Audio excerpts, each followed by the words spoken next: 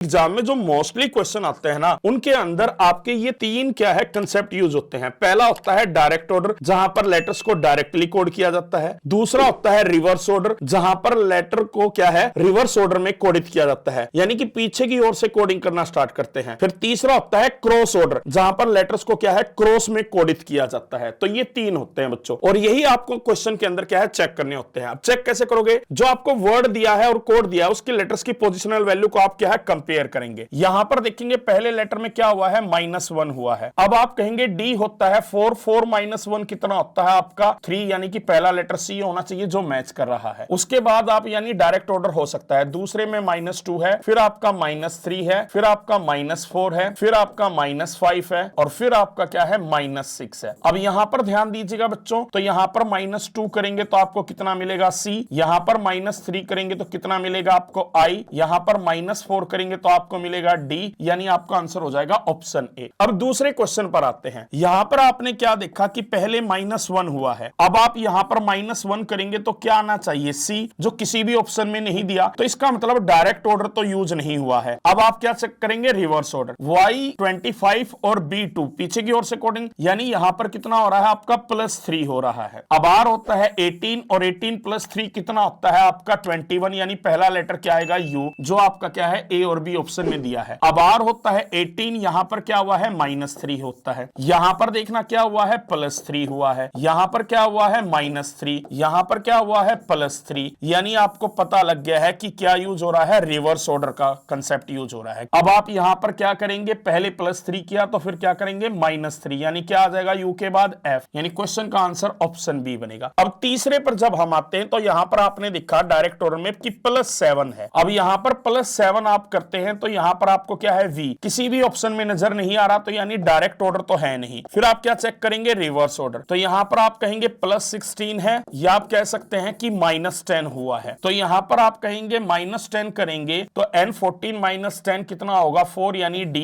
तो यहां पर किसी ऑप्शन में नहीं है, तो इसका मतलब रिवर्स ऑर्डर भी नहीं है। तो अब इसके अंदर यानी क्या होगा, क्रॉस ऑर्डर होगा। अब क्रॉस ऑर्डर 6 लेटर है, या तो 2-2 लेटर के ग्रुप बनाओ या 3-3 के। 2-2 में बनाता हूं तो यहां पर आपको मिला क्या -5, और यहां पर क्या मिल गया आपको +5, यहां पर फिर आपको क्या मिल गया -5, और यहां पर क्या मिल गया +5, यहां पर आपको क्या मिल गया -5, और यहां पर क्या मिल गया +5। अब यहां पर आप देखेंगे B होता है 2, 2 + 5 कितना हो जाएगा 7, यानी पहला लेटर G आएगा। O 15, 15 - 5 10, यानी दूसरा लेटर क्या आएगा J। अब ये आपका किस ऑप्शन से मैच कर रहा है, ऑप्शन सी से।